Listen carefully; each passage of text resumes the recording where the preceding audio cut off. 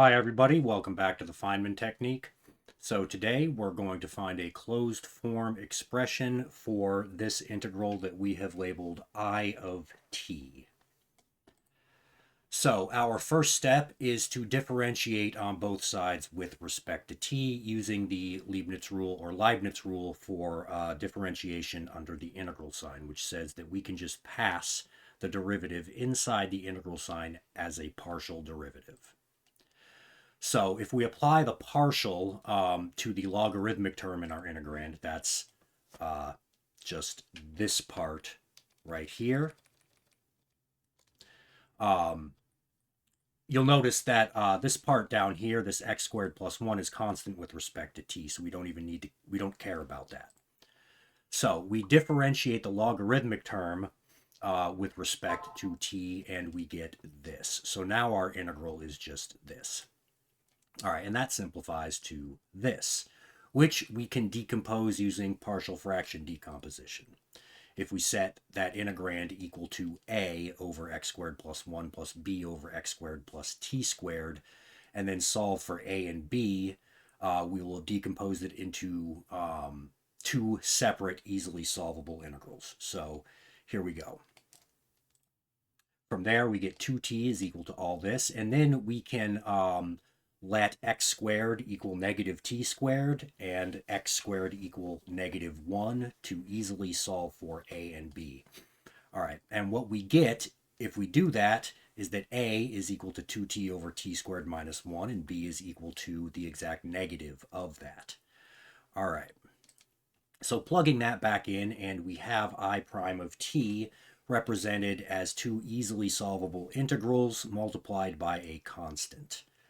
All right, and here's the setup. We anti-differentiate and evaluate at the bounds, and you'll notice the zero term is going to cancel out in both cases. Arctangent 0 is, of course, 0. And if we evaluate at infinity, we know that arctangent infinity is pi over 2. So now we have this. So I prime of t is equal to this, and that simplifies to this, which in turn simplifies to this, and then this. Again, if you want to watch the steps to do that, it starts from here. Then it goes to here. And then here. And finally, we have I prime of t, or the derivative of I with respect to t, is equal to pi over t plus 1. All right. Integrating both sides with respect to t gives us pi natural log t plus 1 plus a constant of integration. Now, how are we going to find that constant of integration? You'll notice we don't know any specific values of I of t. At least there's no obvious value of t we can plug in. So what we're going to do is we're going to plug in t is equal to 0. At t is equal to 0, this integral is actually symmetric if we bring x to 1 over x.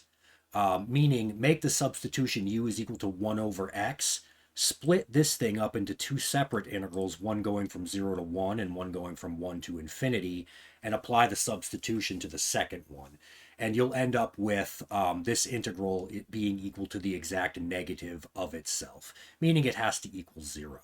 So at t is equal to 0, we get a value of 0. In other words, I of 0 equals 0, which means that pi natural log of 1 plus c equals 0, meaning c equals 0.